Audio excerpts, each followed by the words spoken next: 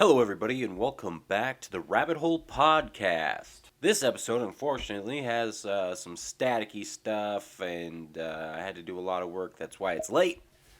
But yeah, it's staticky. Please excuse my voice. I have COVID. This podcast is available on Spotify, Anchor, Apple Podcast, and YouTube, where we also have extra little video stuff. So go check that out. Subscribe, follow, do all that. We also have an Instagram, so there's that.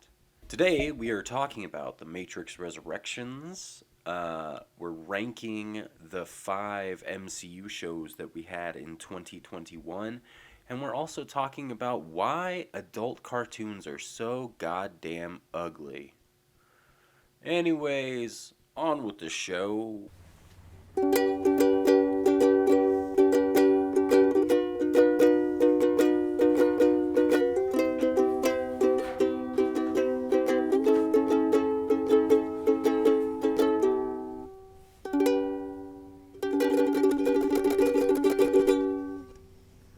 Wow, that was beautiful. I did it in like a more traditional ukulele way.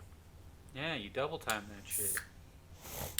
Doesn't that mean faster? Or half time that shit. Yeah, I was about to say. I always get confused with that shit. It's like, they you could can be right. both mean either thing. For all I know, you're right. I don't know. Yeah, I think double time is faster. Like you're playing it twice as fast versus you're playing 2 times the measures. And half time, but it could be either. There's somebody in 6th grade music class who thinks we are retarded right now. That's fine. They're in 6th grade, which means they're dumb. Yeah. They don't know anything. I can beat you up, and I can. I was just about to say I could fuck your girl better. So. No, you can't. Yeah.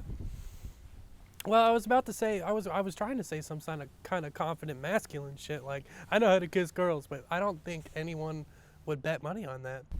Did you also watch the new Matrix movie? I did not. Okay.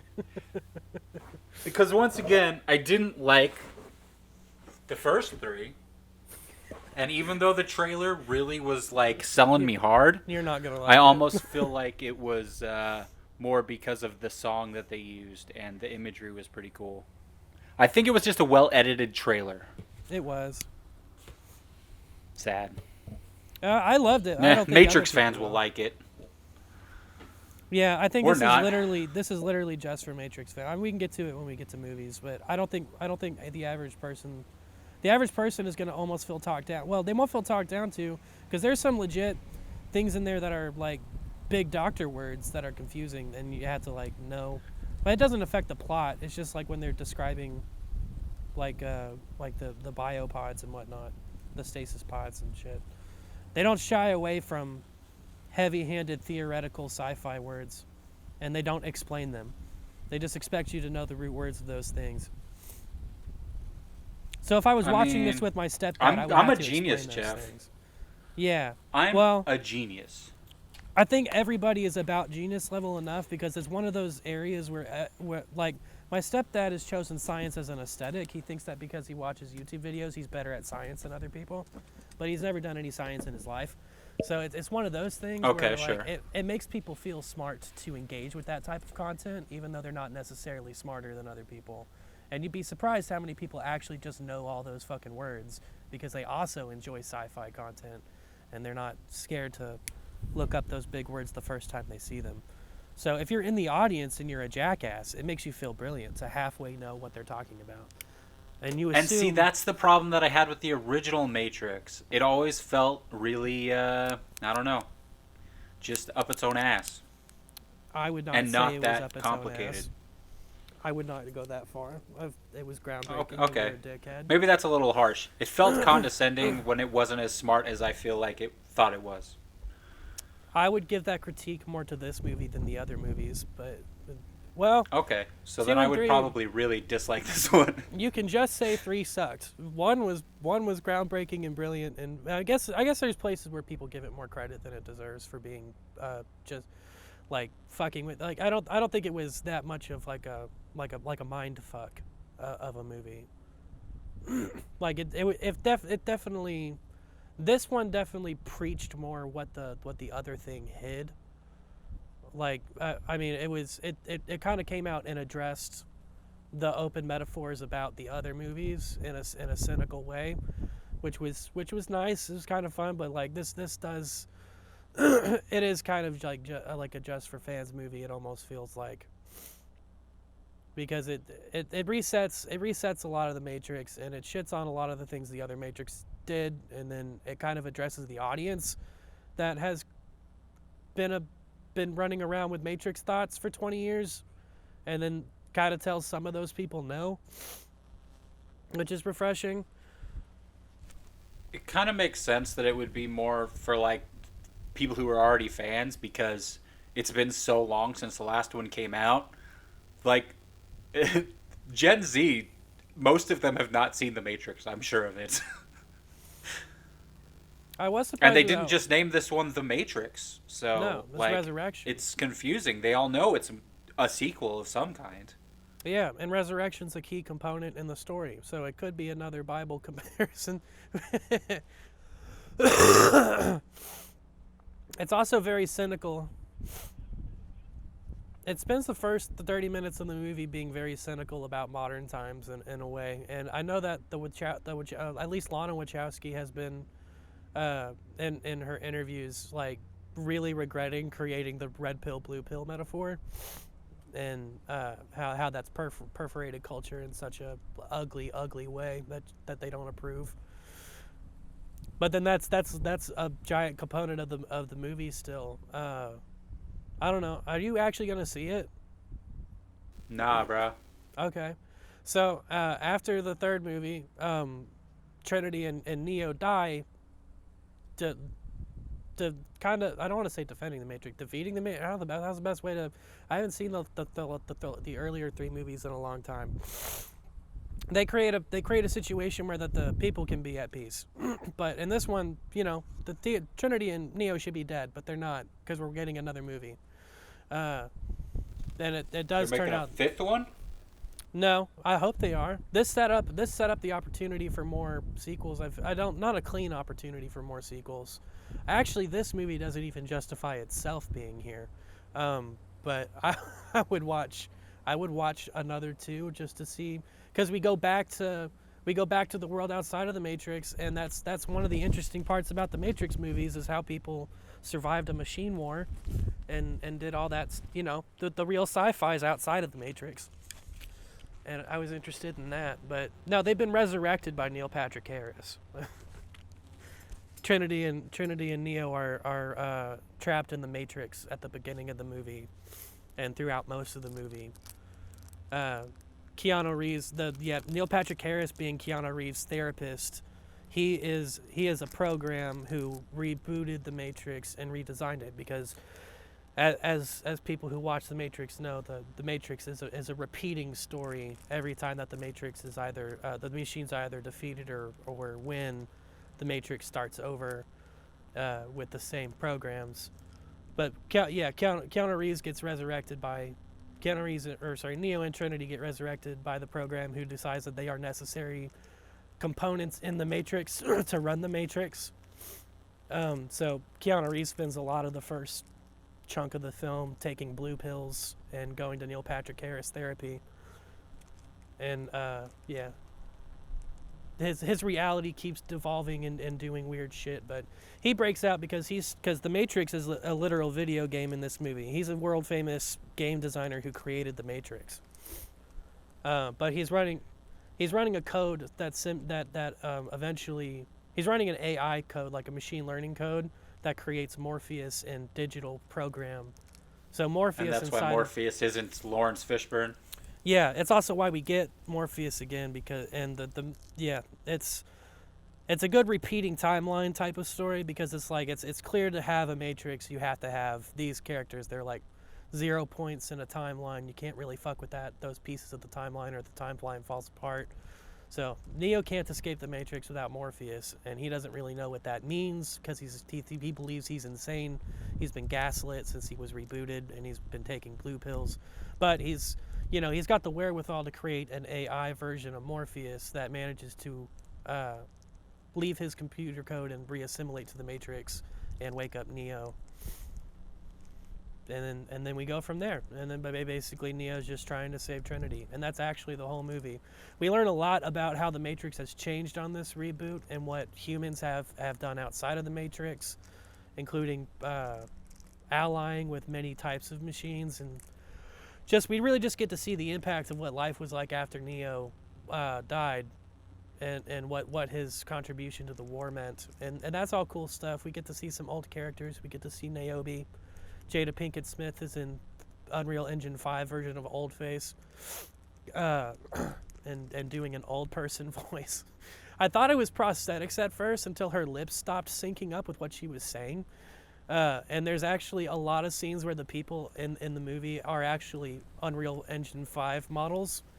Like when Matrix is outside of when Neo is outside of the Matrix and he's just got his head shaved and he's plugged into machines, he's standing in front of actual Trinity in her actual human form at one point, and it's like, nope, Neo's a computer there.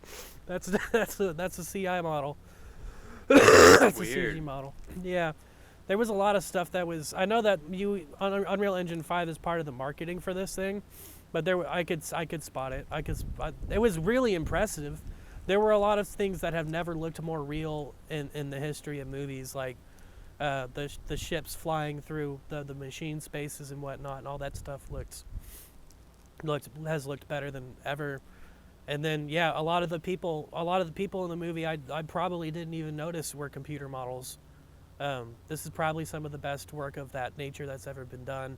But yeah, towards the end, when Trinity and Neo reunite outside of the Matrix for the first time, I could totally tell that was fake Keanu Reeves. It's kind of a bummer time to spot it. Yeah, but it can't look as bad as that crazy the fight from, what was it, the third or the second one with all the agents and shit, where they all look very smooth. You know, I fell for that. I mean, it's true. At the time, like, you don't realize how bad like effects are until you later go back and look at them. I feel like they primed us for that because Keanu Reeves' face was impossibly smooth for 3 movies. They shaved him every 30 seconds. He was such a beautiful boy. Yeah. Yeah. And then one day he grew a beard. There were some cool trippy, like, I wouldn't say they weren't like, it's not like super, like a regular audience member is not going to be impressed by these effects, but instead of doing bullet time, they did some things where people in the same frame were moving at clearly different frame rates, and they chose to go about it in trippy ways. Okay. And it was, I love that shit. Yeah, it was kind of interesting to see, like I mean, it's not a big deal to put. It wasn't real bullet time. There were some components. It was like they shot Neil Patrick Harris in bullet time, and instead of zooming around his body in slow motion, they let him be a stop motion effect, like a really fast stop motion effect, while the other people were in regular or slow motion time. Because he was, he's kind of manipulating and in charge of the Matrix in this. So, yeah, it was, they chose to do interesting things, but they very cynically called out bullet time, which kind of made it feel cheaper to me. Like, it's another complaint about movies being allergic to sincerity, which I am as a human. I've been growing more cynical all the time. But also, this was a cool sci-fi thing. This is the biggest, like, the Matrix is up there with it's up there with Blade Runner. It's in the pantheon of great sci-fi high concept films. But could we, I know that you were shitting on Gen Z at the beginning of the movie, but it also, like, just calling out bullet time and then saying bullet time while you're showing us the thing, like, it would have just been confusing for people who don't know anything about filmmaking to see what was happening, and then they would have been trippy for them. But I thought it was cool that you playing with time dilation like that visually and knowing how expensive that had to fucking be. But then you kind of That was the only cool thing about Tenet. So, No, I didn't see Tenet, but they did it better than Tenet. I believe you.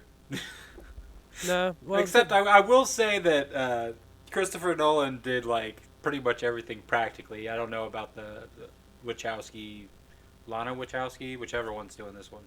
I think it's just Lana. Yeah, the people, well, except for the time that Neo was a 3D model, because I guess they couldn't make him shave, so they had to. It's because if he shaves, his beard will never grow back. That's the problem, is that they couldn't. Obviously he can only grow that once. That's why I've never shaved my beard. Yeah, that's kind of interesting to think about, because like now that I know for a fact that like you can't tell my eyes any different. The shot where where him and Trinity are next to each other outside of the Matrix, he was an Unreal 5 model. But there was a lot of times where it's the Matrix. He's in the chair plugged in, getting his ass beat, and he's having convulsions and shit. And it 100% tricked me the whole movie. Like that model, I would. His eyes were closed, and the reflections in the eyes, even though we have ray tracing, is one of the difficult things to just map out. As a 3D artist, like you can put a 3D reflection in someone's eyes, but then you have to make the whole set that he's looking at, and it's not going to ring true because you're not gonna put the lighting that's pointing at his face. It's a difficult thing to do. Yeah. Old Jada Pinkett Smith was an unbelievably impressive Unreal Engine 5 model until I saw the lips miss, and then I was taken, because I really thought that was prosthetic old Niobe, and then just Jada Pinkett Smith doing an aggressively offensive old person voice. She was hobbling hunched over and just talking like this, but herself, she's an old woman. Because it's 60 years after Neo dies in this Matrix, so they've set up Zion is gone. They set up a new new civilization under Niobe called Bios, where certain programs that are against the machine side, that are on the side of freedom, the Red Pill community, are creating. They're recreating foods again. They're not eating cereal. They're doing utopia shit. I think a lot of people are gonna find this movie boring as shit. But I liked it. Because you couldn't say that about 2 and 3. That yes, they were not up to the same quality, and maybe they're panned critically for good reason. I wouldn't say they were boring. Well, I've actually heard a lot of people talking about the second and third movies that hated them initially and have gone back to rewatch them now that the fourth one is out. And most of them are like, not as bad as I remember. There was some deep anime level lore in those movies. There was some cool stuff. It was kind of cool to see, like, because they made it clear in the second and third Matrix that some of these programs were from the older iterations of the Matrix, and that they're core components to rebooting the Matrix. They're also like 0 point on the timeline type of people, and they are in this movie as well. And some of them just get their ass kicked and die. Nice. Yeah. But one of them is the little girl from the train station where Dead Code is, and she's a main character. She's like a big character in this. She's Priyanka. New actor Chopra. or fucking character model. Priyanka Chopra plays that program. Yeah, I liked Nickelodeon more than Disney. I think I probably did as well. Because I'm thinking Drake and Josh versus Lizzie McGuire. I think I would take Drake and Josh. Yeah. I like slightly more. That being said, I haven't watched either of those shows like in, I don't know, 15 years at least. Invader More Zim? than that? Invader Zim or Phil of the Future? Are those fair to compare? Invader Zim for sure, but if I was to go back now, I would probably go for Phil of the Future because there's more episodes, but at the same time, once again, it's a show I haven't watched in over 15 years, so if it really sucks, then I'm out. You're going to have to really do some persuasion to make anybody... Well, there's more... Yeah, being able to watch more episodes is so...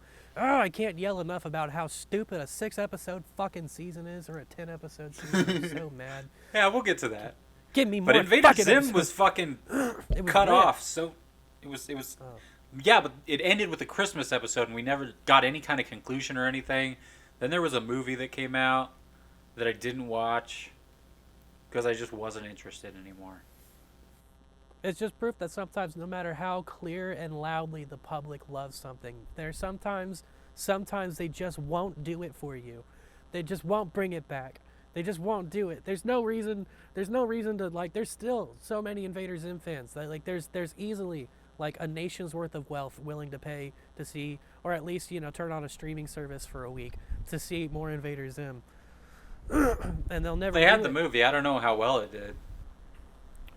I mean, I don't know if I've actually watched the movie or if it just felt like a long episode. It's been a little bit since I've done some Zim. But.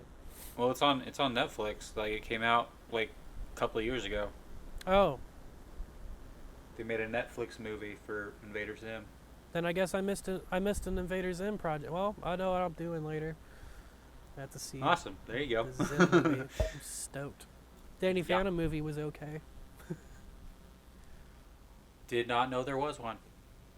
Yeah, I mean, they were made for TV. They were put on Nickelodeon, but there was probably 3 Danny Phantom movies. Oh, okay. Yeah, Danny Phantom popped up kind of like right near the end of me watching cartoons and shit. That like was my last kid's show. Yeah. Yeah, I think I watched maybe like the first season of it, like tops, and that was it. I loved it. Which means it was good. It's a seal of quality for me to like it and not defend it in an ironic way. It was good. I like Danny Phantom. It was good. Yeah, I still really like the premise of it. Yeah, kid becomes ghost, does ghost hunter stuff, gets Ghostbusters. So, Matrix Resurrections, your favorite movie ever? Nice. Despite being 2.5 hours, I might watch it again.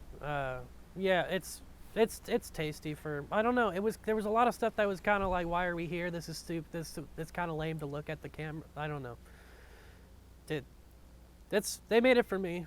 There's a Wachowski out there that's like, oh man, Jeff wants this. I got to get on this. And then that I don't. Because I think I've seen some people complaining about it, but it was good for me. Because I like the Matrix world. People complaining about a Matrix movie?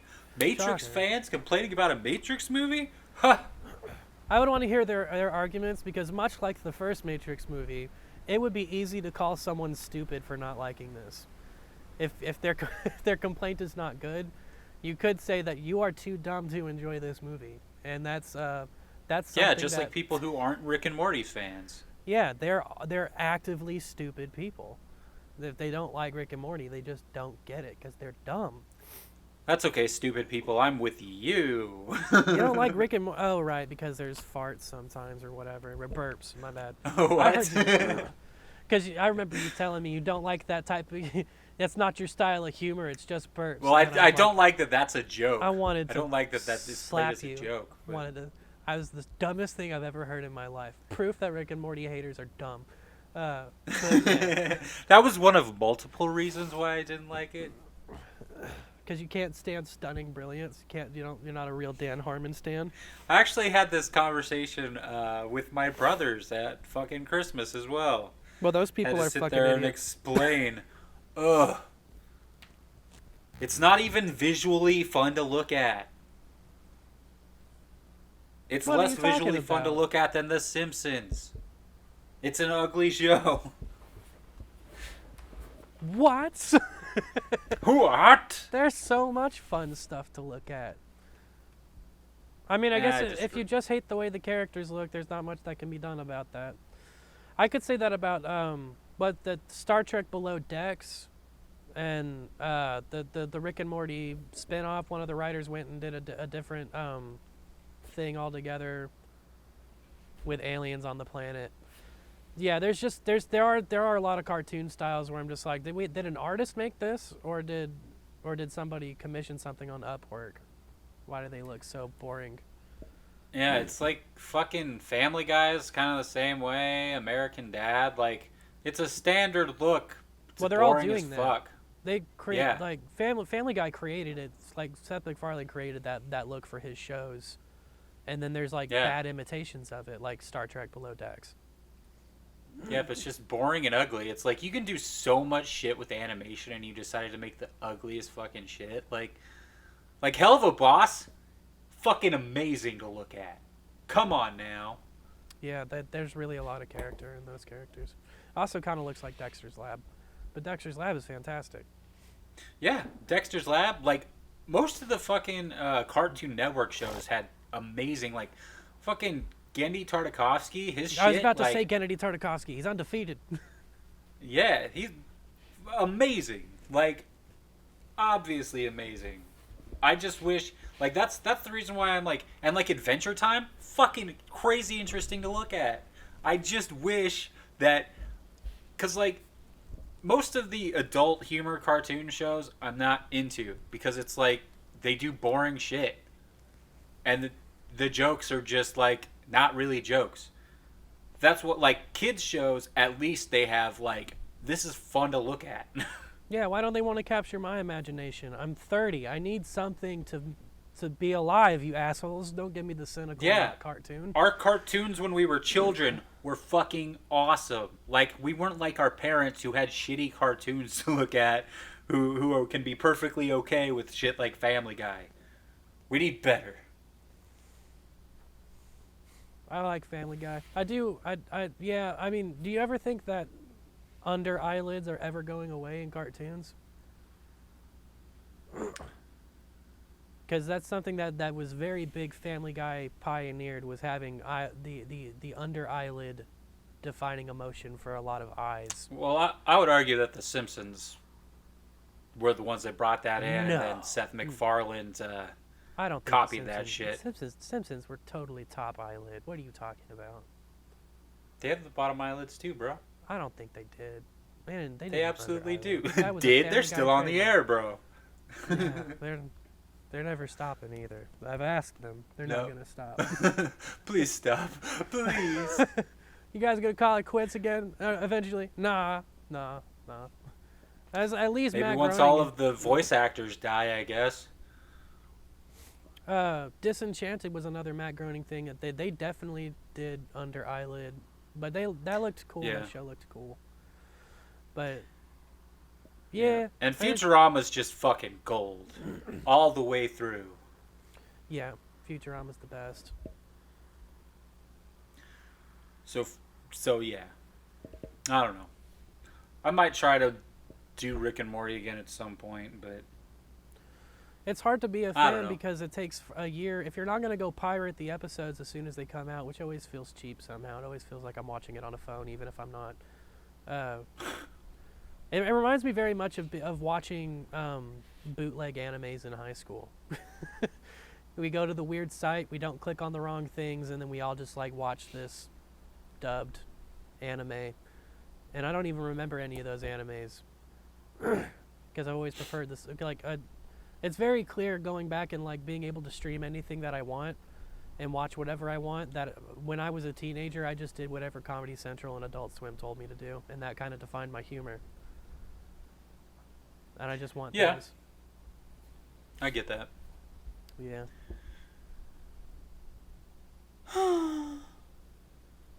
So what you been up to? I mean, I guess I'll tell you about a movie I saw. Are we already on topics? Okay. Well, we changed it up when you immediately started talking about Matrix. So I kind of like the way this is flowing. I know. I said we'll talk about Matrix later, and then I went on a thing. Yeah. Yep. So I'm digging the flow. Maybe this will just be the way we go forward. Okay. We'll just slip in our normal bullshit in between. So I went and saw the new Kingsman movie. My mom just watched one of the Kingsman movie. My mom on TBS, they were running the two movies of Kingsman, and my mom walked in the middle of it and didn't know what it was, and she fell in love with it so hard she got the Blu-rays of 1 and 2. And that's awesome. The first movie's so fucking good, man. It's really good. I haven't watched it in a long time, but I remember 2 more clearly because I think I saw it. I did see 2 in theaters. Oh damn! I didn't even know that.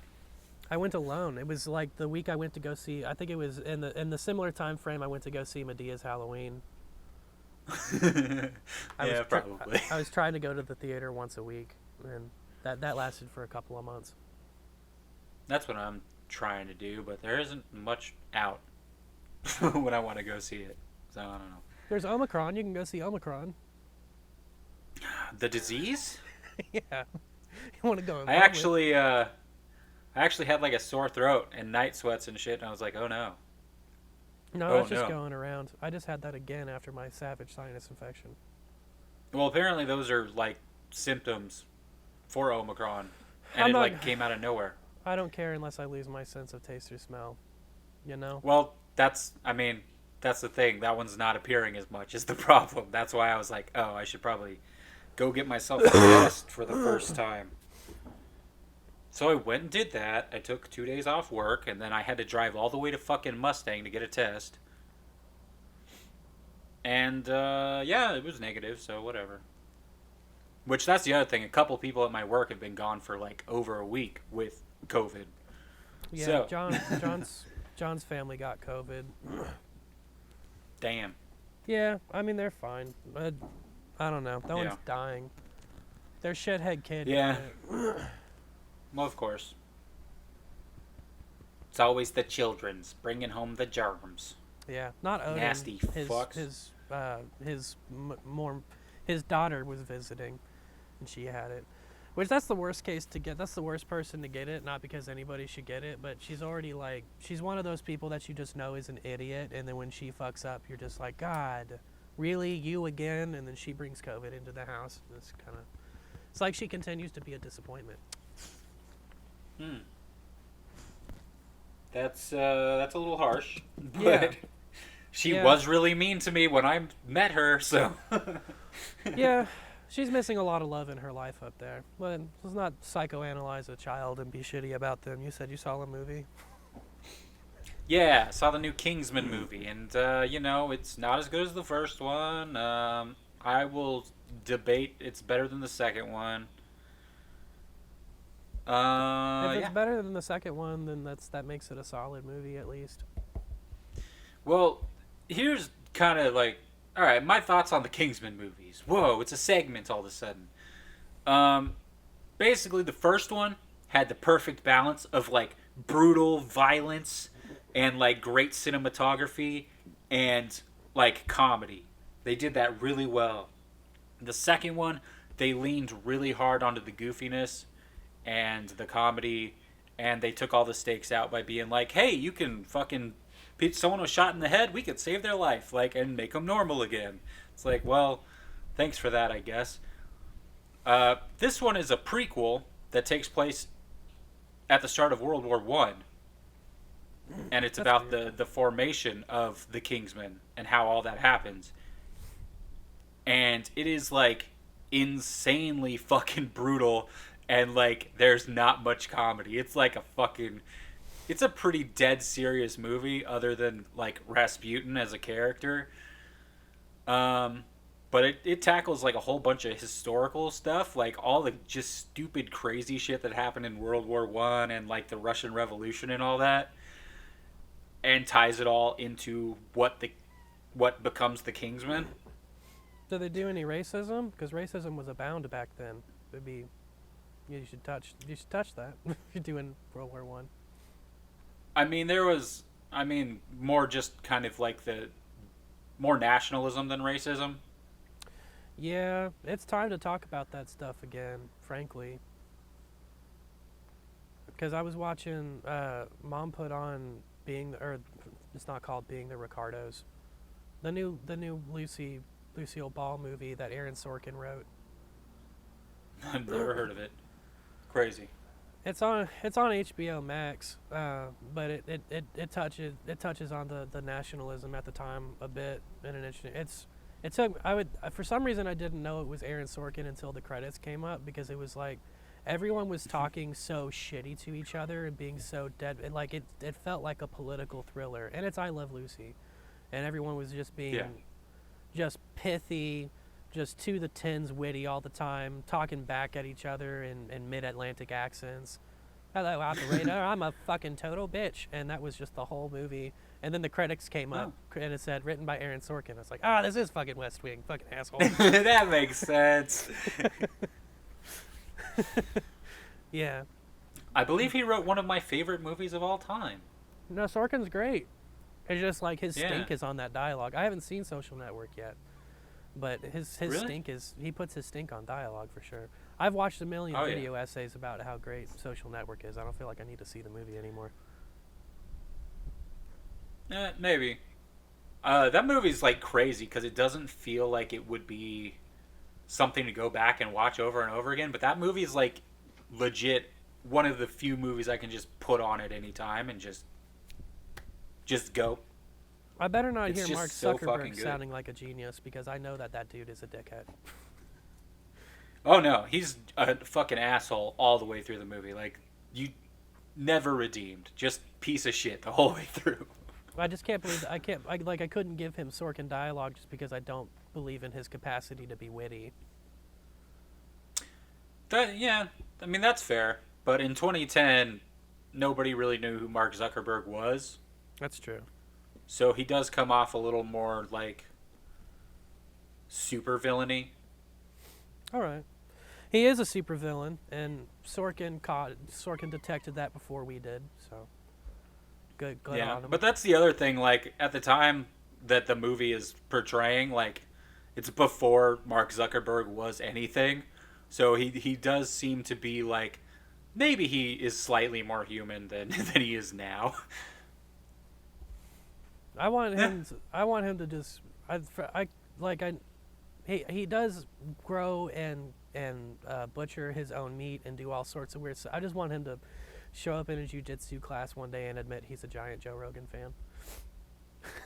He's a what fan? Joe Rogan. Oh, Joe Rogan. Oh, dude, I believe that so fucking hard. It's yeah. He has to be. Yeah, the people still riding that train.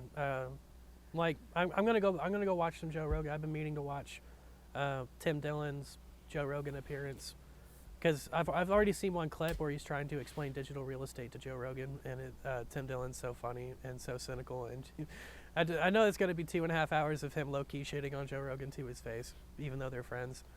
But he likes to attack Joe Rogan's show as an empire and his position as somehow a public authority. And I like to see him do that to his face because Tim Dillon's so funny. Oh, yeah. But Kingsman was a good movie. Yeah. I was a little disappointed by it just because it was, like, it did not have the same vibe as, like, the other Kingsman movies. Like some of, like, the characters in power, because you're seeing, like, all these fucking huge, presidents and czars and rulers and stuff around. They kind of have the same vibe. They're all kind of fucking idiots. But, like I said, the humor's just not there at all. It's a pretty fucking serious movie throughout most of it. And it's also, like, weirdly long. It's, like, over 2 hours long.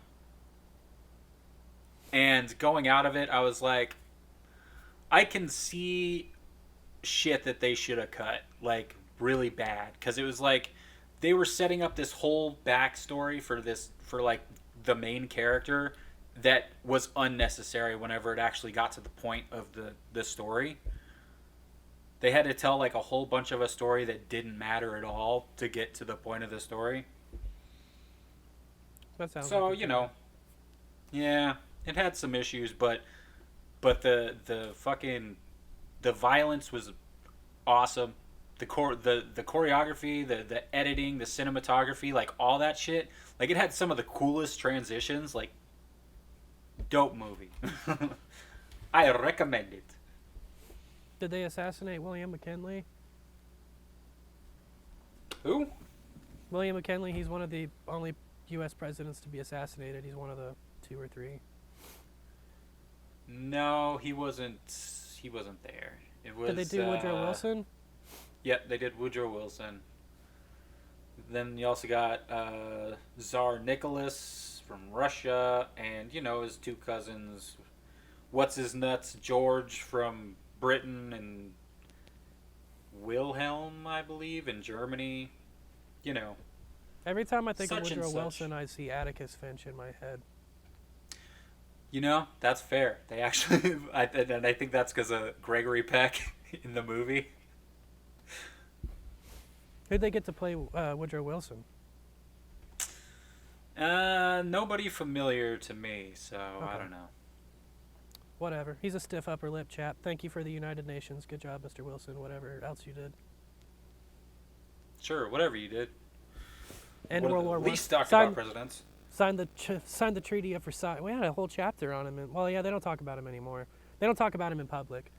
But, you know, and World War I, Treaty of Versailles, set up the Nazis, create the United Nations. You know, it did some shit. Yeah, created the Nazis. Yeah. Yeah. Inadvertently. Yeah, a lot of this was like a good chunk of the movie was trying to get America into the war to help stop the shit that was going on. But yeah, so it was a lot of convincing that fucking guy. I'm not gonna go to a theater to see it. Public. Is it streaming anywhere? Are they gonna stream it for me? I'm sure it'll be streaming pretty quickly. Like it was supposed to come out like 2 years ago, and then the COVID happened, and then it kind of came out. It came out at the end of December, and it's already like just about to be out of theaters. So I'm still waiting to see Last Night in Soho because I'm pretty sure it's out of theaters now. yeah, it's streaming. Like you can find it somewhere. All right, I might do that. I'll find that because Instagram keeps sending me, like, putting pictures in my discovery of Anya Taylor Love or whatever her name is. They're winning, man. They're convincing me that I'm attracted to her. Like she's so cute. I don't know how Instagram I don't know how Instagram knew. Yeah, it's such a weird thing because like sometimes I look at her and I'm like, yeah, she's cute, and then sometimes I look at her and I'm like, not today. I don't know. Yeah, most of the time, like definitely the first handful of times I saw her, it was not today. And then she's done enough. Yeah, they've been selling me on Elizabeth Olsen too, which why Instagram? I'm on Instagram. I'm already seeing genuine sluts. I don't really need to be sold on the cuteness of movie stars. Yeah, they're movie stars. They're cute. Yeah, that's how it goes. Yeah, we don't, because our movie stars are not doing butt implants and all sorts of crazy, outrageous whore things. So they're selling me that they're cute instead of hot now. But yeah, I don't know. Yeah. They're winning. I don't know why Instagram is running this campaign against me. Maybe it's because they know I've been cynical. I've been cynical for so long, and it's been eating my life away. And I guess they're just trying to they're trying to make me touch grass, and I guess they're doing that with hoes, but. Or maybe they're trying to get me away from. They're trying to get me away from hoes. Am I recommended? They're trying to focus me on good food, and women that are not vapid and pointless. So I don't know. They're trying to grow me up a little bit over there. Yeah, focus on movie stars. That's better. I'm gonna delete Instagram. Well. It might be worth it. Yeah, let me focus on video games, Instagram.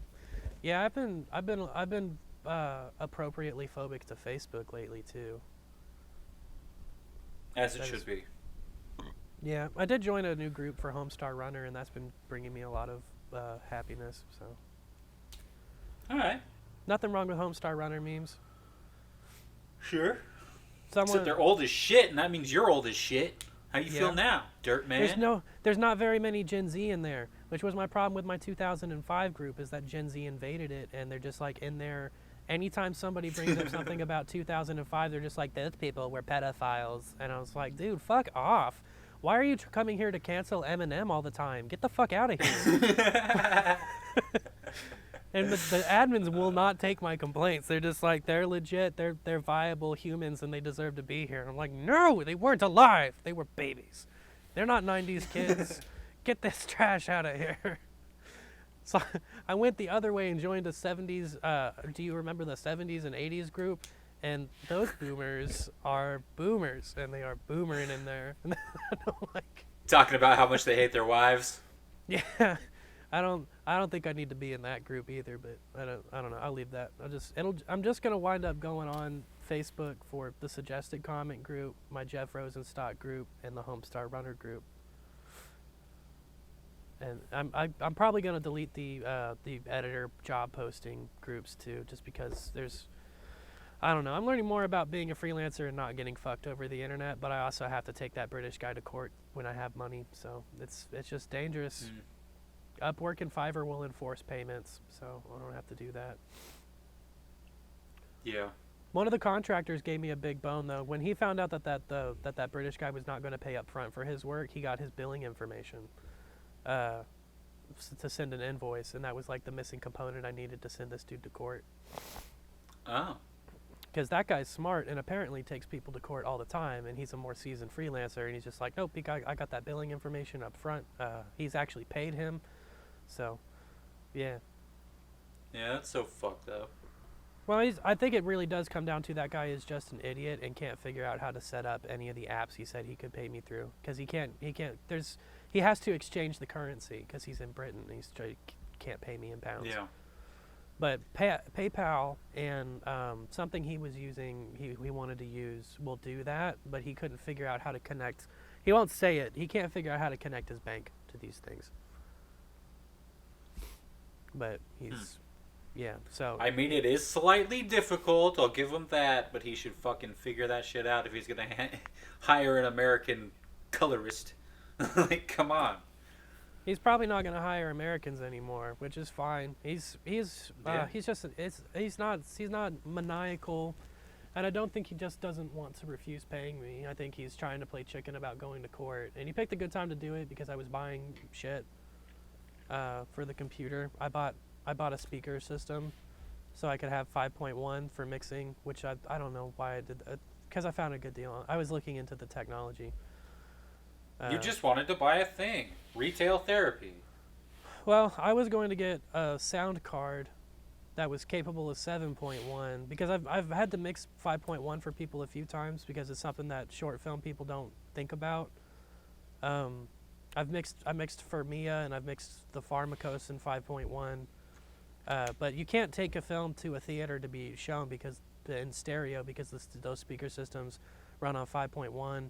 And just having the speakers in the front play dialogue in stereo is not going to sound right because you need to have the dialogue at least in the center channel, and you need to put all that stuff in 5.1. And I did all that stuff in John's garage guessing with headphones because he doesn't have 5.1 either. So I was going to get a sound card, and I was just going to try to buy 5 individual speakers, but I found on warehouse deals there was like it was like a studio apartment. This is my ghetto first 5.1. I'm just trying to get a subwoofer, basically, set of speakers for $80. And then there's videos on YouTube that were pretty.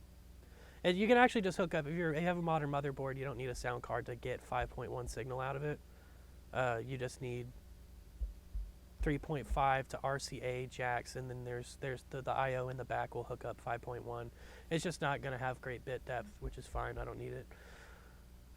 So I do have 5.1 and 2.1 now, which is cool, because I have a subwoofer and my stereos. The speakers are far enough apart I can actually hear stereo image clearly. I can actually see stereo image instead of listening to a TV where everything sounds like it's coming out of one speaker because the speakers are too close together.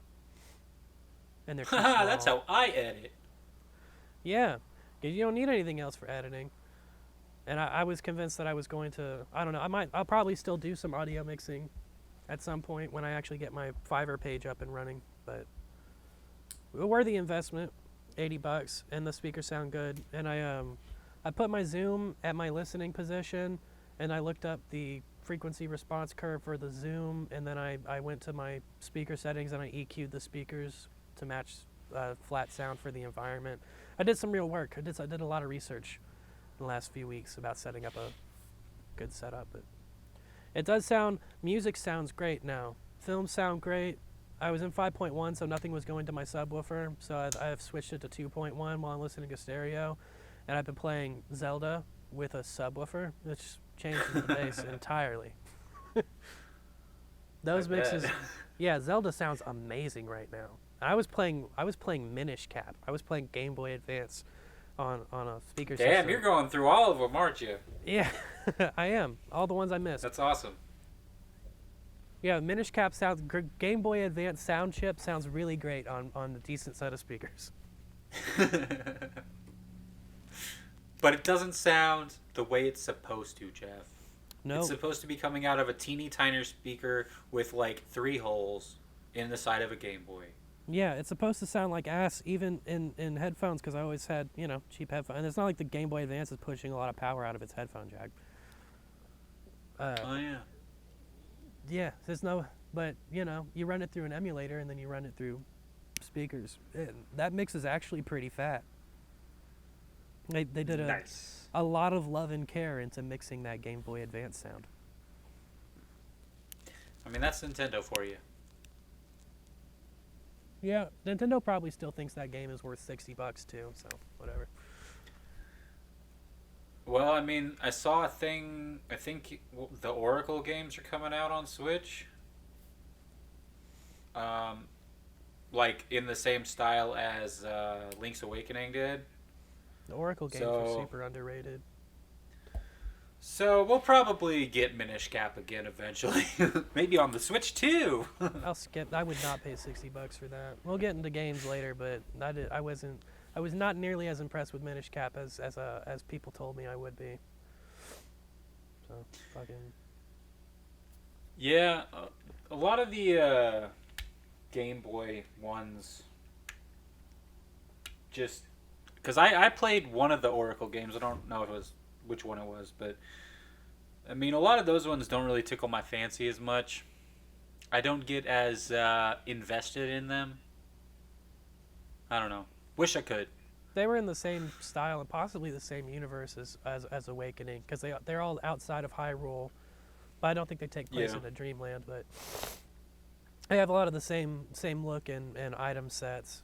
That was the thing that threw me off immediately about Minish Cap, was that there's Rock's cape, but then the item sets are completely different. Minish Cap was genuinely good. There was a lot to do. There was a lot more than I thought, but there was not. I was expecting to, once I finally beat the first 3 temples, to have to go on the next adventure with 7 to 8 more levels. And then I was like, for the first fight against the big villain, this is a really, really, really fucking hard fight. Like, that's probably the toughest Zelda fight I've ever done. Like, I actually had to go... Yeah, I actually had to go out and find the last bottle and stock up on blue potions, and I lost that fight 3 or 4 times. And decrypting how the boss acted was actually difficult. Like, it didn't give me enough hints. The fight was... It's probably the most interesting fight I've ever had in a Zelda game, and it was genuinely hard. And then the game ended, and I was like, oh, shit. That's why that was so fucking hard. That was the last fight. All my item slots were filled up. I guess I should have expected that, but I was hoping for more game. Yeah, makes sense. Still really great. It's just not enough game to remake the game, especially now that it was the. We're just talking about Minish Cap now. We're there. It's been the game that's pissed me off. I've touched the game on John's emulator twice, and it is the game that pisses me off the most across Zelda games, because there's a lot of times I genuinely don't know where to go on the map, and it's not from lack of direction. It's just like the secret that I need to crack is so specific, and difficult to decode. And there were times in temples where like I couldn't find where I was supposed to go, because I was supposed to bomb one spot, and I swear I did bomb the one spot, but I guess my bomb wasn't fucking close enough. So every time I thought something needed bombed from then on, I was putting 3 bombs on the fucking wall, and that wound up working. There was just a lot of spots that either clued you in that the bomb was there, but you needed to be really specific where you put the bomb, or it was just like, oh, you're at a dead end, and we're not going to tell you where to put the bomb, and it's actually in the bottom corner of this room. I know, it was jank. It was, God. It was still really good. But I would lose it. Like, the Pokemon, like in Pokemon, the fucking caves, like in Gen 1, are so just not intuitive at all. And when I upload my fucking Pokemon Yellow Nuzlocke, it's gonna be a whole lot of me stuck in fucking caves. It was kind of like that. The second temple, all the bosses were really well. The first boss was really easy, which like it's such a weird difficulty curve.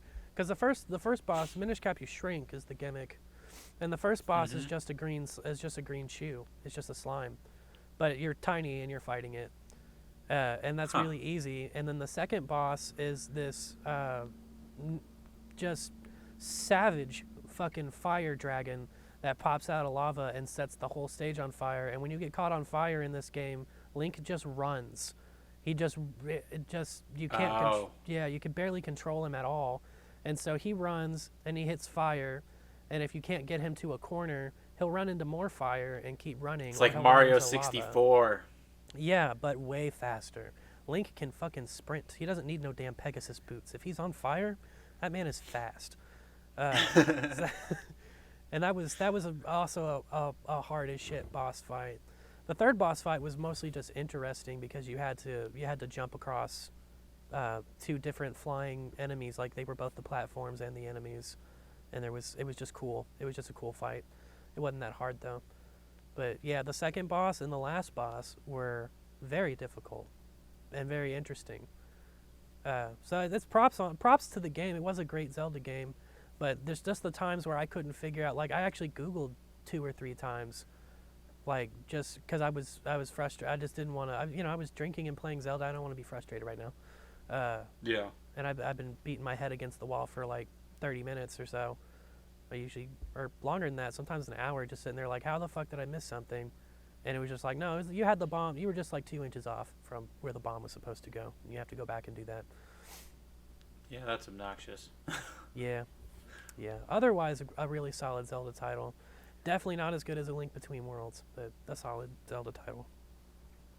All right. I wonder if they'll put the Minish in Breath of the Wild 2. Because there was plans to do that initially in the first one that they just never did. That'd be crazy if they did that. Yeah. The Minish are always there. The Minish are technically only children can see the Minish, and also the Minish are the ones that put hearts under rocks and shit. Okay, but I mean, in Breath of the Wild, they were actually, like, they started work on shit where you would fucking deal with them. I wonder if they will do that in the second one. You'd have to see him through the tablet. Yeah. Or they shrink you down. Who knows? Maybe there will be some levels where you shrink down. That could be cool. That's true, and they can put, because you don't shrink down with any item. The Minish portals are often ordinary objects. It's very Fey lore type of shit. Seemingly ordinary objects that could be portal-like stumps of trees, pots were a lot of them. You could come in contact. You could be shrunk on accident in the middle of a quest, I guess. But the dude, that would be so cool, because then you could just like, it'd be so cool to be able to like have like a shrinking situation like that, and then just be able to do Breath of the Wild shit shrunken. Yeah, that would be a lot of processing in a 3D game, because then you have to all of a sudden the models are so big. Yeah, that's true. And it's on the Switch, so probably not possible. Yeah. That might be why it didn't happen the first time. They had to put so many textures on there. Yeah. There's been some psycho-ass fans creating expansion packs for the Wii U version of Breath of the Wild. That looks really cool. Oh yeah, I've seen a couple of, like, there's some, they brought in shit from Skyward Sword and Twilight Princess and stuff, put in levels and stuff. I've seen a few of those. Point Crow on YouTube doing it. I need to see how the Skyward Sword emulator actually plays on Switch. Yeah, I was going to ask about that. I was nervous about it. There's input settings. There's input settings on RetroArch for calibrating a Wiimote, and I know that you can put a Wiimote on the computer. I don't even know where my Wii is. I think it's at John's house. But if I can do it, I don't want to do. The reason I didn't do Phantom Hourglass was because how you played that game on the DS was you would put your stylus on the DS, and then Link would walk where you tapped. It was like Diablo. And you can do that. I think I have that on Wii U, actually. Well, then I'm going to get the fucking Wii U version. I don't know if I can get the Wii U version. I can emulate Wii. I don't know if there's a good Wii U emulator. There probably is. But yeah, if there's a version where I can just walk with sticks, that'd be the best. But I do want to play Phantom Hourglass and Spirit Tracks, because I think Spirit Tracks was kind of panned, but Phantom Hourglass was praised pretty high. And those are like direct sequels to Wind Waker, right? Yeah, and I have to play them for that reason. Wind Waker was great. Yeah. Wind Waker's a supposed. I do wish that they had been on, like, GameCube or Wii or something like that over whatever Game Boy version they were on at the time. And they do ballin' stuff on the mobile titles, on the handheld titles. I guess all the Zelda games do ballin' stuff, but they're different. They're different vibes. Yeah. Yeah. Since Minish Cap's like I said, I got it on Wii U. I'll play it eventually. Yeah, I might skip. I probably need to stop doing Zelda for a little bit because I've got something to edit now, and I've been crushing Zelda games back to back. Probably need to take a break. I mean, I guess. And I've been drinking this week, so I need to take some time off of that. Do some work, some real productivity time. It's going to be warmer this week. I took time off of walking because I was sick, and then it got wet, and then it got freezing.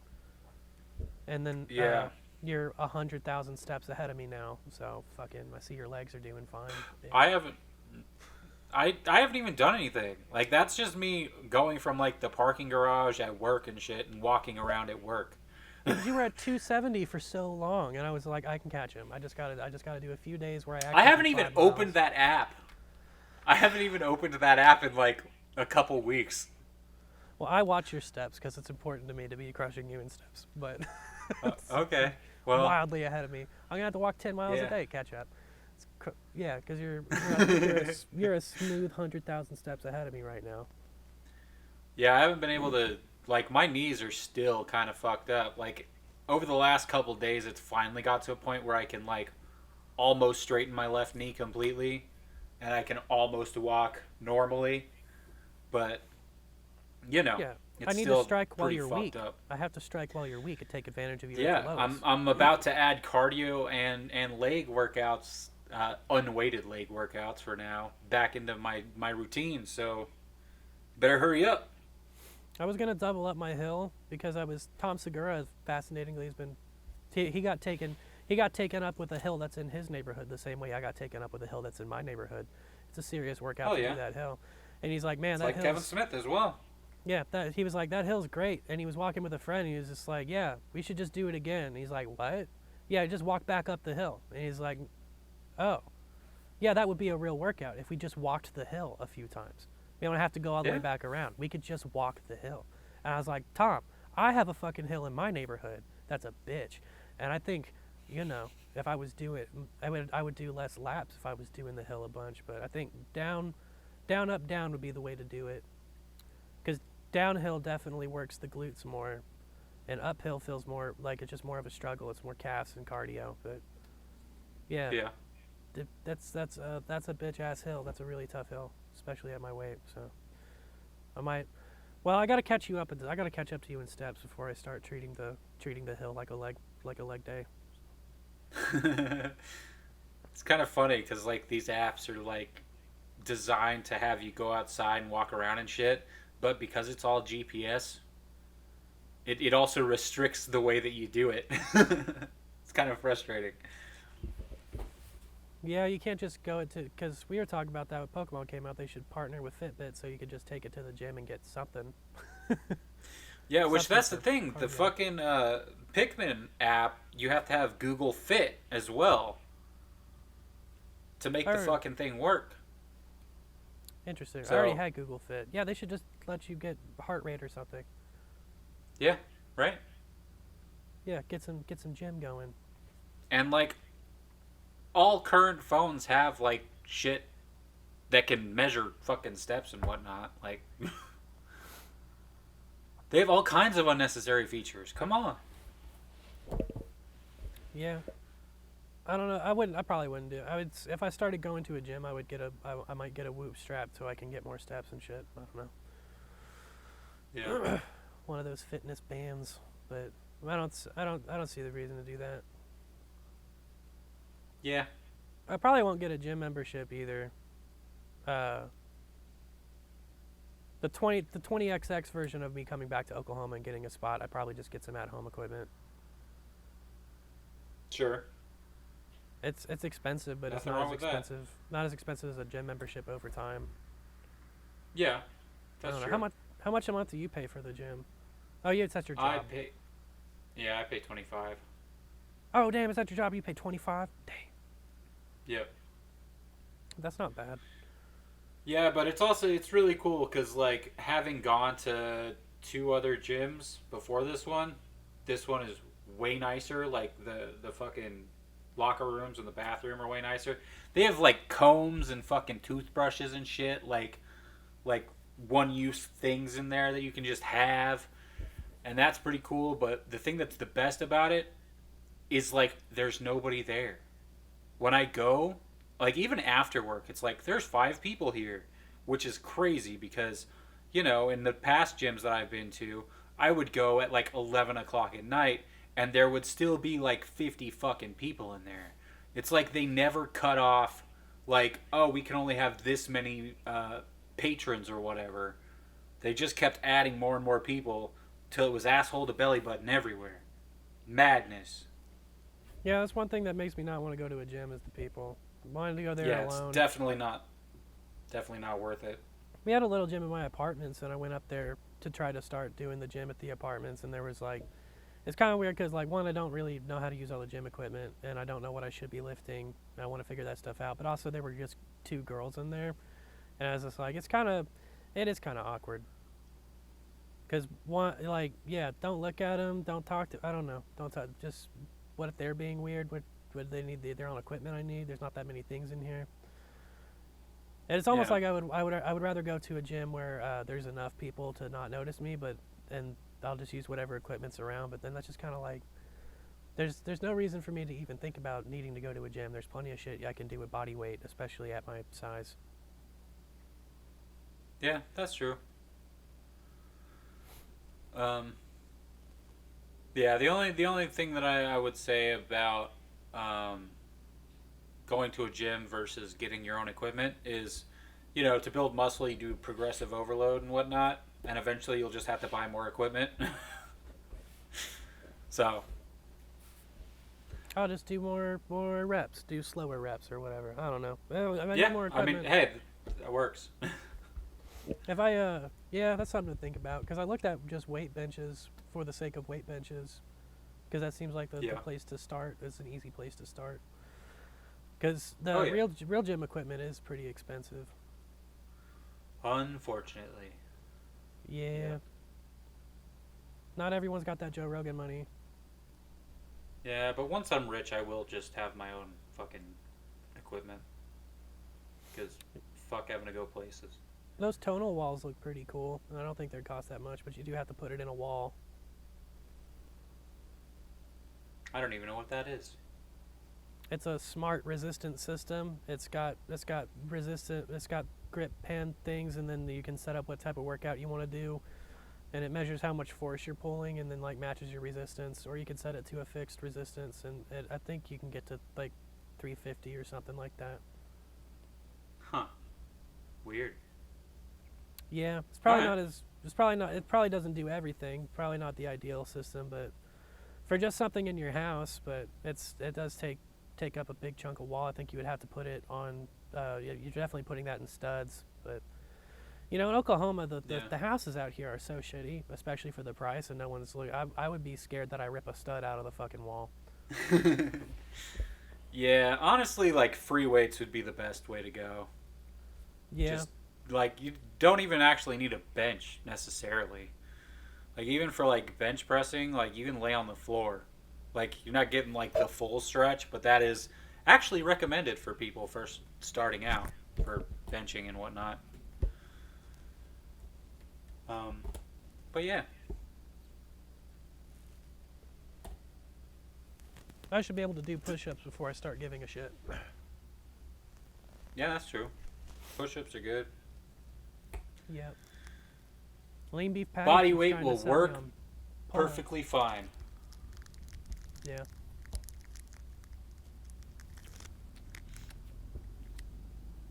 But yeah, so you watch anything else?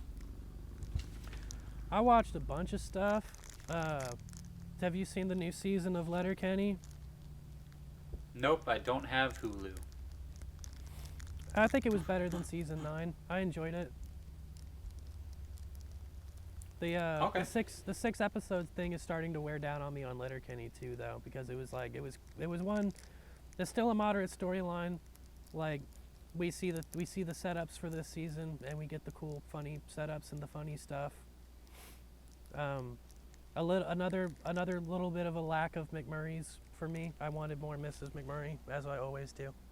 She had an episode. You would. Yeah, she's hot and also very funny. They're my favorites. They're all my favorites, really. They had a really great episode where a lot of the town goes and gets their first prostate exam, and it was pretty good. All right. Yeah. I don't spoil it. I like it. Hell yeah. I also watched the first 2 episodes since I was on Hulu. Hulu still gets to do like small Marvel stuff.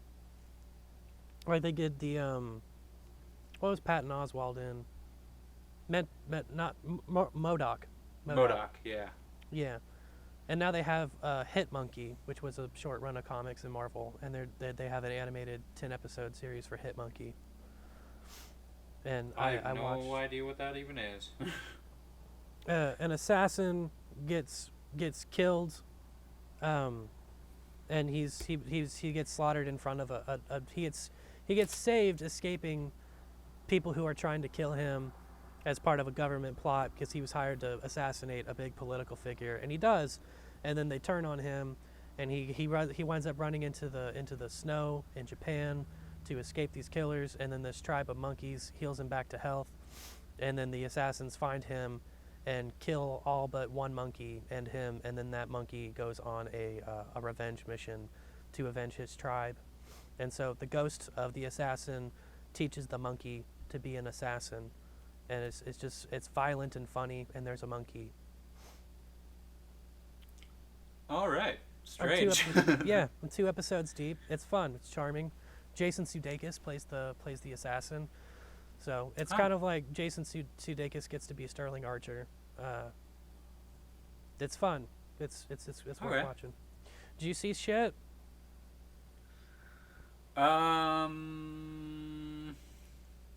Just the finale of Hawkeye, I guess. I saw Hawkeye. Yeah?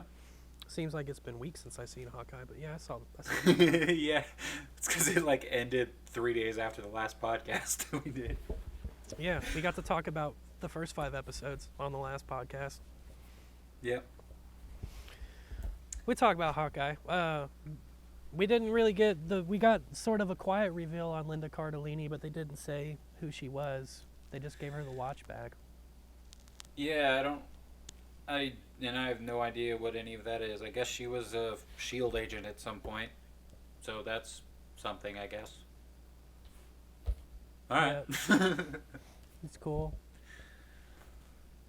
Kingpin was a thing, which they made him kind of cool, but kind of not. I enjoyed the Kingpin. Yeah, it was just a weird line that they were walking, because it's like they made sure to like shoot him with an arrow and make sure you see like it doesn't stop him, but they also took out he couldn't be as brutal as he was in Daredevil because it's a Disney show, and he just did a lot of dumb shit, like just throwing Kate across the room and not slamming her head in a car door or anything, you know? I don't know. Yeah, he could have killed her, so.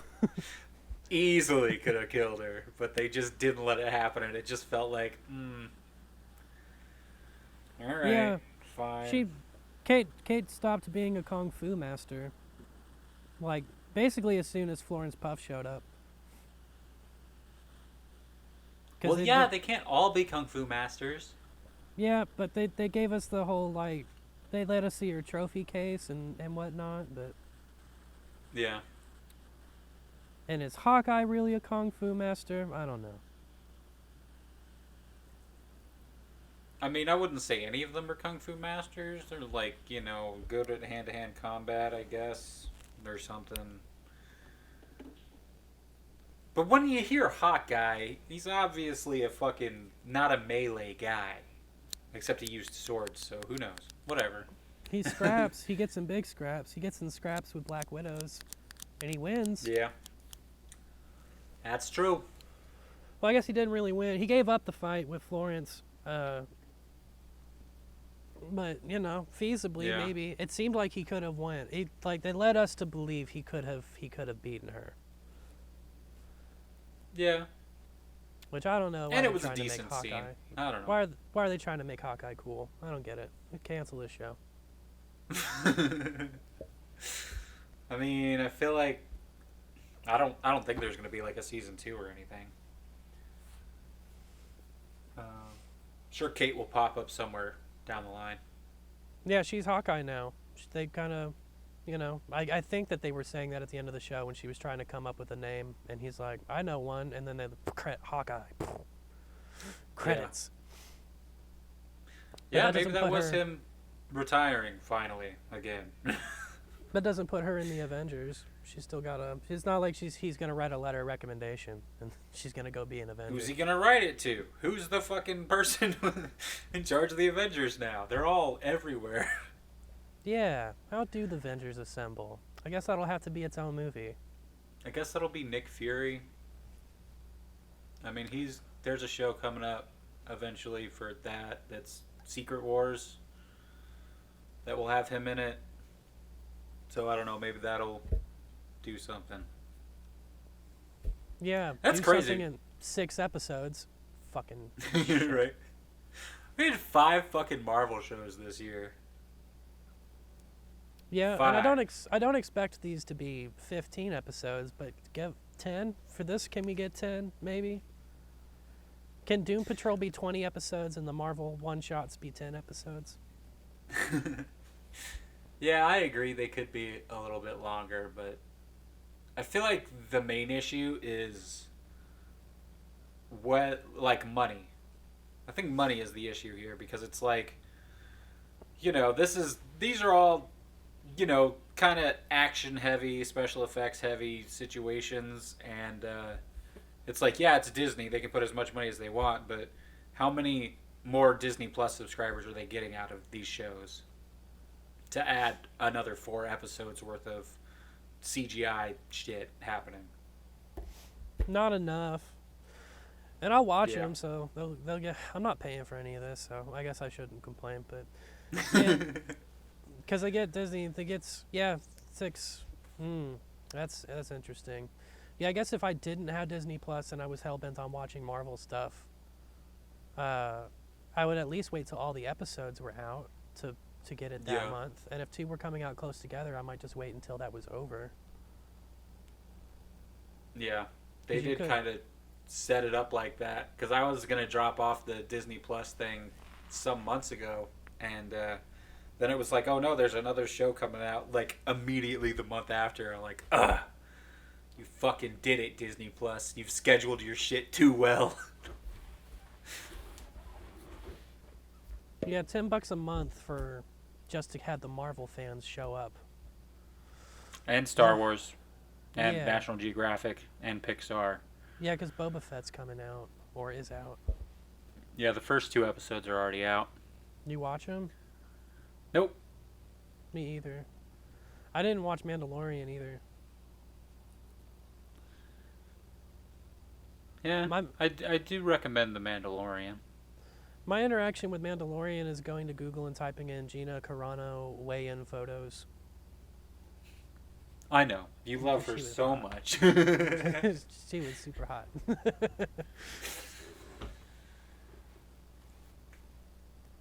I can't love her because she's dumb, Zach. Because I can't.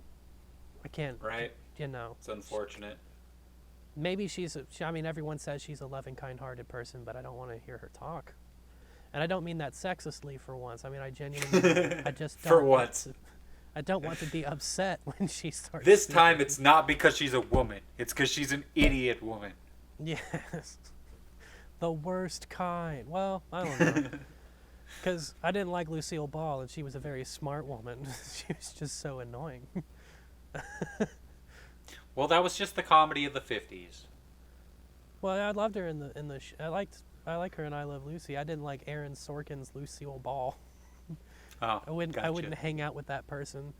Stupid shit. Eh. That's how it goes. So what do you think was the best fucking Marvel show that we got this year? Falcon and the Winter Soldier. You can't say that. I You can't. can't. You can't. I can't. Are you serious though? WandaVision was overrated. I mean, if I'm being honest, I think all of them were overrated. What did we get? We got WandaVision, Falcon, and Winter Soldier, Hawkeye. Loki. Oh yeah, it was Loki. and What If as well. Oh yeah, What If was better than Hawkeye. I guess it would be What If, Loki, Winter Soldier, WandaVision, and then Hawkeye. Interesting. Where do you put All Hawkeye? right. Because I don't know if Hawkeye's really the bottom. Because I did enjoy it. Well, I've kind of recently figured out my issue with like a lot of movies and shit, and it's consistency. Like that's kind of the big thing that makes or breaks shit for me. So Falcon and the Winter Soldier, I don't think I'll ever go back and rewatch it. Like I think that's definitely the worst one by a long shot. Yeah, toward the ending episodes, that they struggled landing a lot of stuff. Yeah, out of 6 episodes, it's like the first 3 were like cool because they were setting some shit up, and then they just fucking tripped off of a cliff the last 3. Yeah, I guess WandaVision was better. I guess Hawkeye was better too. Well, damn it. It didn't take me very long to put that at the bottom. I just feel like Hawkeye was more consistent. There wasn't a whole lot to the story. It was just like, hey, here's Kate Bishop, and Kingpin is also in this universe for sure now. It's kind of all we got out of that. You know. Which is fine. I shot from the hip, but you persuaded me. Winter Soldier sucked. And then...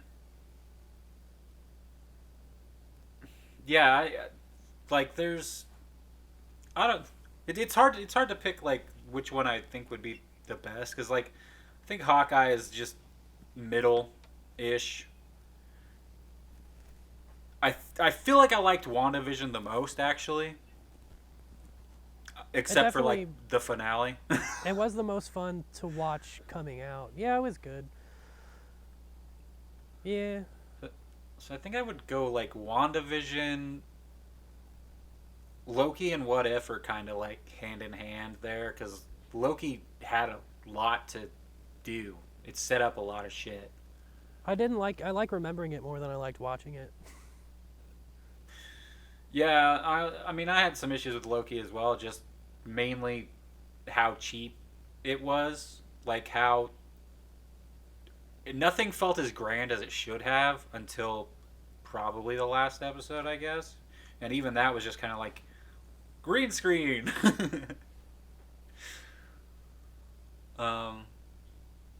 Yeah.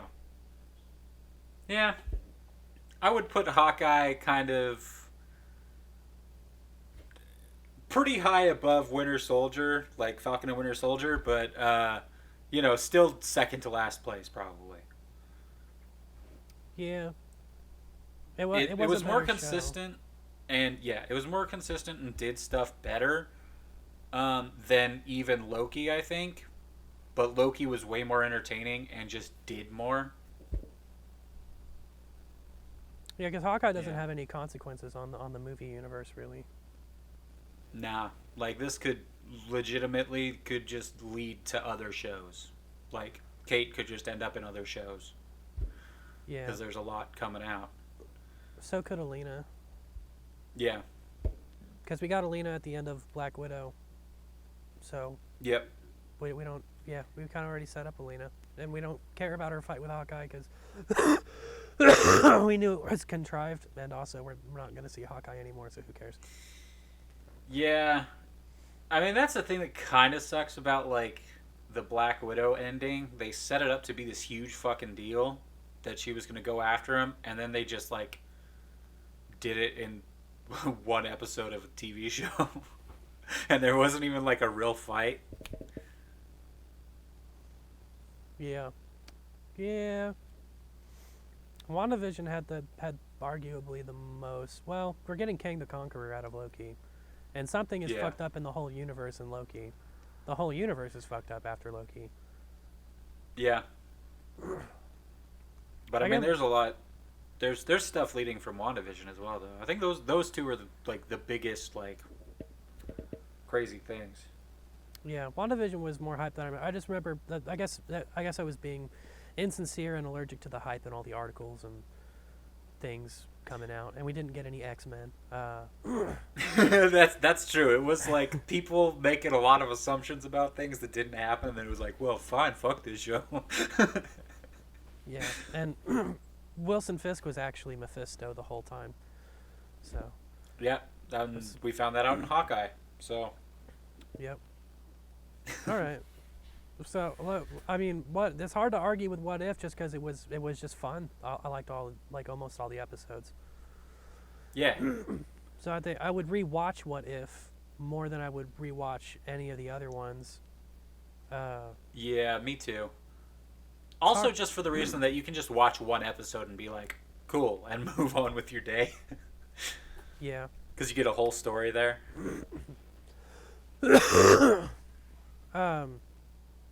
WandaVision was kind of the most expensive looking. At least the CG they had to do wasn't very hard. Just energy colors and shit.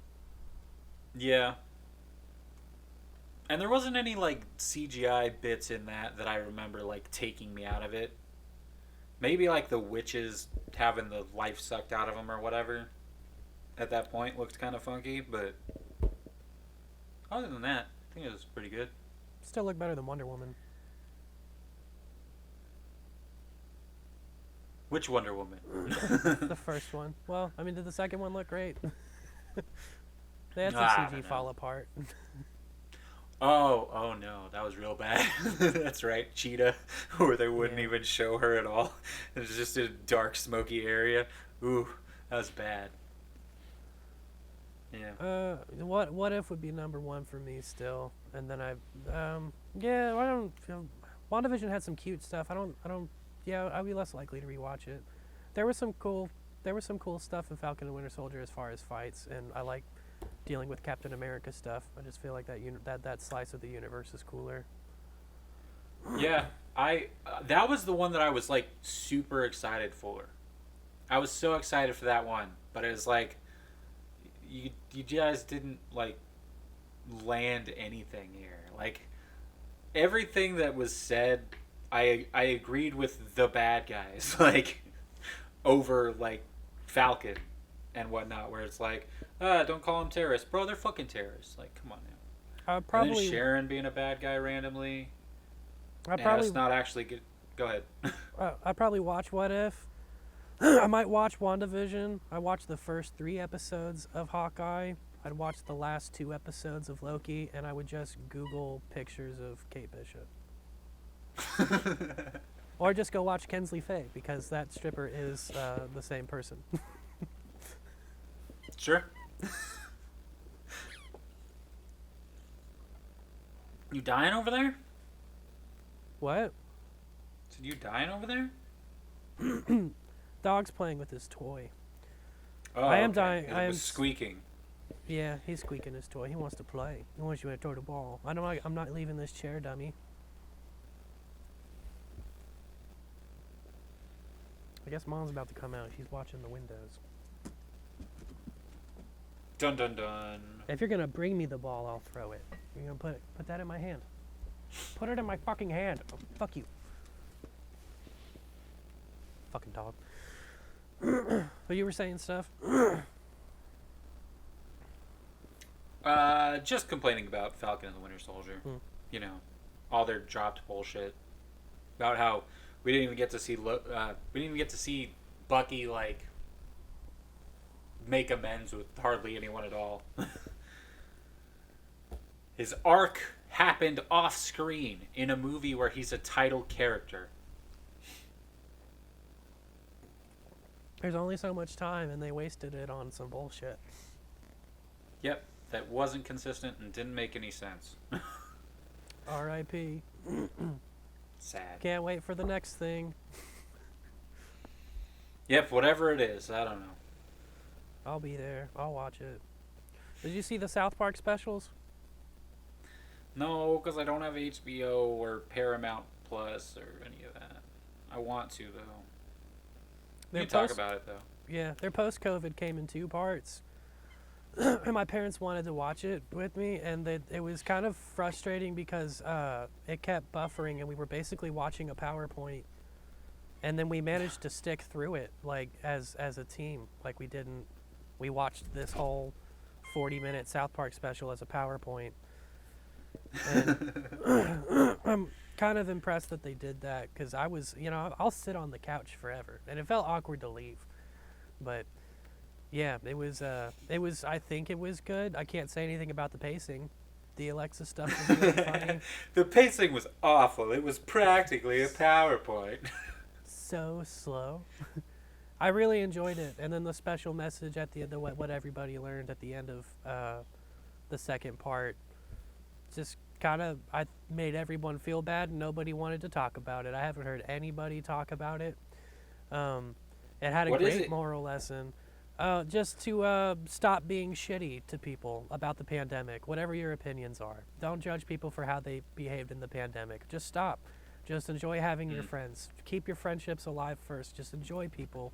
Stop being shitty and better than everybody, and just have fun. And that would save South Park if you would stop being a pretentious shithead and stop feeling better than everybody. Yep. Makes sense to me. Yeah. They had like a similar message whenever the whole like Donald Trump becoming president thing happened, because they did like a whole episode about, well, a whole arc actually about Cartman getting a girlfriend or whatever.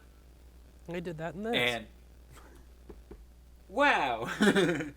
Yeah, there was a whole arc about Cartman getting a girlfriend, and like it was just compared to the fact like everyone was saying like, why are you dating Cartman, blah blah blah, he's the worst, and she just kept doubling down on how great he is, even though she didn't believe it and he was bullshit, which was just kind of like compared to the Trump presidency situation where people who voted for him and then regretted it kept doubling down because everyone was giving him so much shit about it, because nobody wants to feel wrong. Yeah, they were pretty wrong about Trump. He did not turn out to be okay. Nope. They don't. I don't think it's a big spoiler. Well, it's kind of a spoiler. Cartman is they wind up doing some time travel and some stuff, and yeah, I saw some stills of them as adults or whatever. And is Cartman like a fucking? Is he Jewish? Yeah. That's hilarious. Kyle has no ability to accept that, and you're watching it, and you're just like, this could be a giant troll, because Cartman's not just Jewish; he's a rabbi with a nice Jewish family. That's the best. And when they finally go back in time and correct things, and we get to see them as adults a second time with the world as it should be, Cartman is a homeless drunk. It's very mean. Ah, damn. Damn. And you feel the show wants you to laugh at it, but us in the room, we felt really bad for Cartman. Yeah. That is a spoiler, but I don't think it ruins the payoff. But yeah, that's fine. South Park. I mean, I don't know. That's kind of a hard thing to spoil. South Park is still funny after all this time. Yeah, man. I feel like they just keep getting better. Like, honestly. Because at this point, they're doing shit that, like... It's like the comedy changed from just being like shock humor initially, with like every once in a while doing something that's pretty prolific, to a point where they're like doing observational like comedy that's also just like analogies for other shit. You know, it's like more sophisticated comedy, I guess. More sophisticated, like complicated, versus just like children swearing. They've always had it. They've always tackled some social issues and made observations about people being shitty. Yeah. But you know, they also had a 3-part series. Well, their 3-part series shitting on Family Guy, I think, was also tackling Cartoon religion. Wars. Yeah. Yeah. They did. Yeah. It's now it's just like I don't even. Are they still making just regular new episodes for seasons? They just made like a huge fucking deal with Paramount, I believe, where they have like 10 more seasons or something like that. That's gonna be over there. Like, that's for crazy. $1 billion, like they just made a fuck ton of money. Yeah, in the middle of a time where people would likely go after South Park for their humor, it seems weird to sign 10 seasons. Well, I mean, for the longest time, they've been above, like, most criticism. Like, people don't fucking take the criticism seriously. Anybody that has gone after South Park has just been like, dude, shut the fuck up. It's South Park. Obviously, it is what it is. Like, everybody knows at this point. It's our most profound cultural institution by far. Yeah, and they do shit on woke people a little bit in this. They have a woke comedy, and it's pretty funny. It's like they do funny jokes, like a rabbi and a trans person walk into a bar, and they're both terrific people. See, that's just a fucking solid joke in context. Yeah. Beautiful. South Park's still winning. I did enjoy it, even though I had to watch the first one as a PowerPoint. It was really funny. Hell yeah. I look forward to being able to watch it eventually. Yeah, when's your HBO Max run? I'm probably going to get it. Man, I don't know. Matrix is on there until January 21st. Yeah, that's okay. Probably not gonna watch it. I might get it in beginning of February, but also because Letterkenny is on Hulu, I might go Hulu instead. Because I'm not gonna do fucking $30 a month for both of those when I'm not gonna watch them both. They do Letterkenny, MODOK, and Hitmonkey. I don't know what else is on Hulu. A whole bunch of anime that I want to watch as well. I might do Hulu for 2 months and then go over to HBO, because there's a shit ton on HBO that I want to watch as well.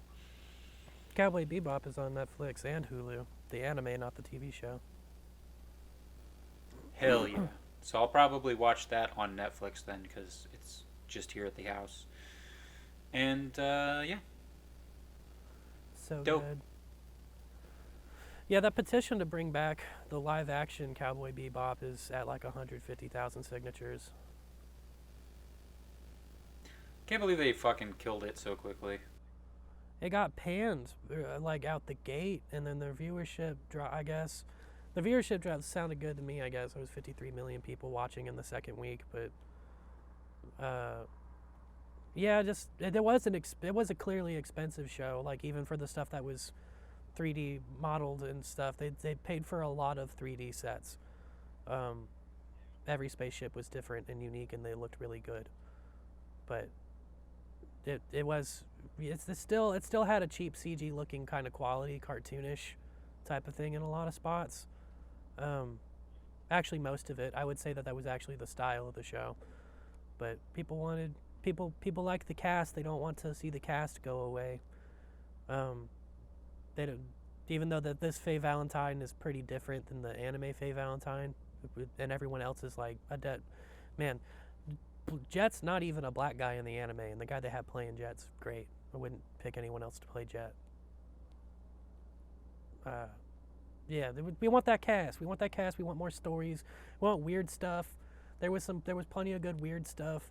I don't know if I would tell everybody it's good because they might go in there and be like, this is weird and stupid and it's cute and chuckly, and this is like, yeah, that's the anime. It's what do you want, bitch?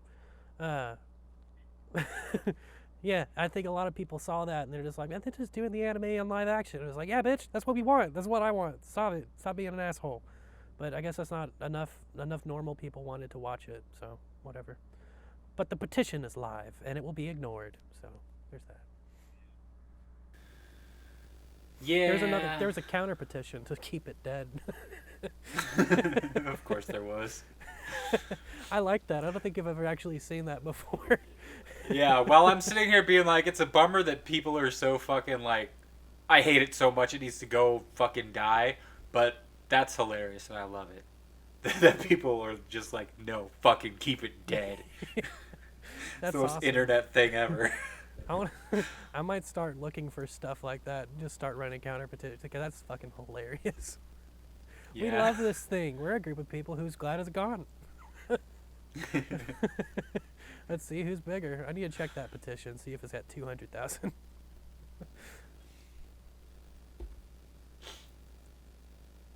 I don't think I watched anything else. All right. At least not that impressed me. Yeah. Well, I have continued the new Dexter series. Lame.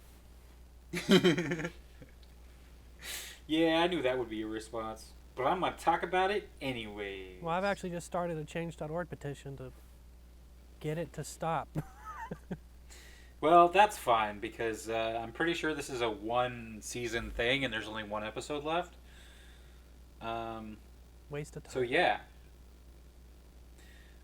So the thing about Dexter is that it only ever had, like, debatably 4 good seasons and the rest was really subpar and mostly bad. But those 4 seasons were really fucking good. And this show is actually, like, it would be the 5th great season of Dexter, surprisingly. Because initially I was like, not a big fan of this writing, but there are so few shows that bring up the fucking suspense and anxiety and tension in a show. They're doing a really good job, and it's a really good, clear-cut, concise story. And it probably, like I think the plan was only for it to be 1 season, but it might actually come back just because, apparently the subscribers for Showtime, right after this started, fucking doubled. That's crazy. Because nobody has Showtime. Yeah, because nobody fucking gave a shit about anything on Showtime, really. Until this came back, and everyone's like, well, maybe it'll be good. And people are loving it. I'm loving it, surprisingly. Because going into it, like I said initially, I wasn't impressed. But it picked up and fucking went hard. Good shit. I know you probably wouldn't be interested in watching it. Yeah, just what I was saying. But to anybody listening, to that 1 or 2 people out there that might ever listen to this, you should watch that show. It's cool. I didn't see the 4 seasons that were good. I just saw 3 or 4 seasons that were bad. So you watched season 2, 3, 5, 7, and 8? No. Oh, was 1 supposed to be good? Was 1 supposed to be good? Because I saw 1. 1 was shit. 1 was the one that pulled everybody in. It's not one that I would go back and rewatch. 4 was definitely the best season. That shit was crazy. Show sucks. Show's really bad. All right, to each their own. No. Okay, if everybody gets 1 pile of shit to eat, yeah. I'm defending Cowboy Bebop, whatever. Literally a petition. Yeah. That's funny. Jeff is so wrong. We're gonna get 100,000 people to tell him. Yeah, do it. But that's all I watched. Lamb. Yeah. Yeah. No, I haven't really been watching anything because I've been in the room on the computer playing video games and trying to convince myself to do more work.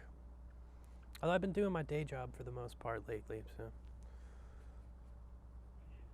yeah, I know. I had some good excuses to miss a bunch of it because I was really sick, and then it keeps kicking back up. But yeah, day job's probably going to be a component moving forward for at least a couple of years, and that I don't have a reason to seek a different opportunity because they changed the call flow to be a lot easier, and I think I just need to. I've receded so much in 2 years of isolation where I'm really not making eye contact with anybody. I'm not making eye contact with my parents in the room while they're talking to me. I don't Dude, look at anything me but screens. either.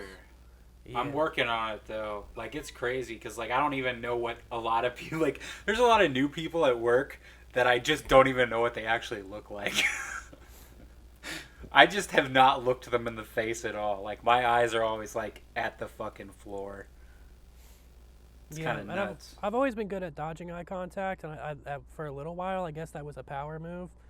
But I used to have those good extrovert skills, and I don't have any now. And it's the idea of taking a call from somebody who is in a difficult position and wants to be angry just sounds like something I shouldn't do. But it's something that I need to be able to do. Like 20-year-old me would not take this argument at all. That you can't do something that's going to suck for a few hours. Like it's not reasonable to be phobic of things that are not like literally that hard. And I don't think it's gonna kill my mental health to do it that bad. I was in a tough spot for a long time mentally, but like that, at the end of therapy you go and you do the thing that you're afraid of. You got to do the immersion to get over the things. So, like, obviously I don't want to be the person who cannot take claims. It's not impossible. Most of the calls are not, like, violent or anything. I should be able to do this, and succeeding at this would be a big step, and it could provide good money. Even just staying 4 hours a day, like, it's still $19 an hour. Like, I would be making more than a shitty job doing that part-time, and I could use that to hold me while I'm building the editing business. But I need to start getting victories in places because I've been in loserville for so long, just losing for years, losing, and just not building anything back up. So it's got to be something that I do, and I'll probably still be doing it when I move out of my parents' house. But yeah, and it could take a couple of years for me to really build an editing portfolio, mostly because I'm not doing the work. I'm playing Zelda, but I gotta start doing that stuff. I should be able to take claims. I should be able to do that, and I gotta make myself do it. I was good at it at one point. I was also in an environment with people to commiserate about how terrible it was, but it's something I should be able to do. I need those extrovert skills again for sure, talking to people without just being abrasive and dismissive. Need to start being a whole person again. Yeah, that's stuff that I'm working on as well. A lot of people are like, resolutions are dumb. But I had a nice fucking sit there, thought about everything that I want to achieve and why I want to do it. And, I came to a lot of conclusions about different little things that I want to change and fix, and that is one of the things for me is, being more open to, like, talking about people and being less standoffish and shit. And kind of just having less inhibitions about bullshits, because, like, life is short. Who cares?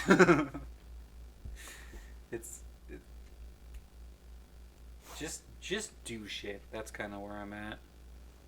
Yeah, this is still the most terrifying podcast on the internet. We're antisocial, depressed weirdos. Yeah. Well, to be fair, we're not the only ones, though. That's true. But yeah, especially the last couple of years, it's been probably a lot of people in this position that wouldn't normally be in this position. Absolutely. So, could be helpful for people to commiserate. Yeah. Yeah, I mean, hopefully we conquer some of these things, though. I don't know. It's not like I'm not making any progress, but could be making more or better progress. Hey, man, any progress is good progress. It's true. Like, as long as you're moving forward, it's a good thing. Yeah, I'm going to start spending time looking myself in the eye in the mirror every day. Because I was doing that the other day, and like, dang, bro. How was that?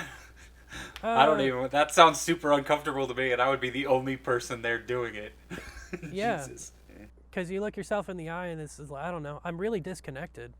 Really, really disconnected. I don't feel anything. And I do see a person there, and I know that that's me, but also I don't care what they think. And I'm not impressed by them. I don't want to hear what they have to say. And that's me, looking at me. I don't really see much in the eyes there looking at myself. I'm not connecting in any way. Because there's obviously I go to the mirror to brush my hair and shit and take care of my beard, but I never actually look at myself. But yeah, I was watching a really shitty human being on a podcast. Your Mom's House had Cobra Tate on, who's just like doing a wildly sexist character, and he told someone go into the mirror and look into your eyes and call yourself a bitch. He was just being mean to somebody. Yeah, but yeah, that's something. He was riffing off of something his brother tells him a lot. He's just like, go to the mirror and would you give that guy a drink? But yeah, that's kind of funny. And I wasn't doing it because of that. I was just kind of like, there's a mirror in my room I never actually look at. I usually look at the dog in it because I'm trying to see how intelligent he is. And one time he did look at me through the mirror, but he's not bothered by the mirror. He might be smarter than I think he is, which means he's plotting to kill me. Yeah, with the mirror. Yeah, but that's an interesting, that could be a good time to work in meditation, is just trying to keep eye contact with myself for a bit and go through meditation that way. Think, just sit there and think. Don't study my face, but just, practice a little immersion for eye contact, because I've only been able to really look at animals in the eye for a while. Start with myself, and then, I don't know, try to look at Mom in the face or something while she's talking. Although she talks too much, so I'm not going to do that all the time. I'll fucking look at her all day. But yeah, I don't know. It's probably therapeutic. People should probably be able to do that. And I've heard other people trying this, look at themselves in the mirror, and it is like a creepy thing to do. But also, I'm not getting the experience other people have where they get emotional or something. I'm not seeing anything in there. It's uncomfortable. Yeah, and see, that's kind of where I'm at as well. It's just uncomfortable. I mean, there's like, I've heard of stuff where, like different like therapy shit where they want you to like look at yourself in the mirror and say like nice things about yourself and shit, and that would be even more difficult. I don't even want to look at myself. No offense, I'm not trying to become gay, so I'm not gonna do that. But Jeff, you're so sexy. You just gotta tell yourself that in the mirror. I'm not gay, I'm just fabulous. Stop. Yeah. It's okay to be gay, Jeff. You can be gay. I would be great. I would be so gay if I was gay. I'd be great at it. As long as not, though. Would be the best gay there ever was. I'd be so fucking gay. If I had to come out as gay, I'm pretty sure that my dad and stepmom would disown me, and that's kind of a hard thing to think about.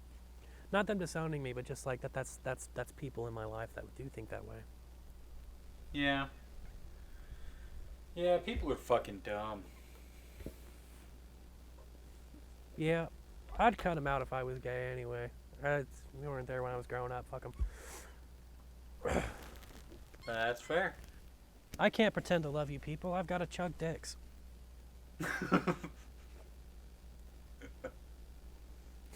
And that would just make them super uncomfortable, and that makes it worth saying.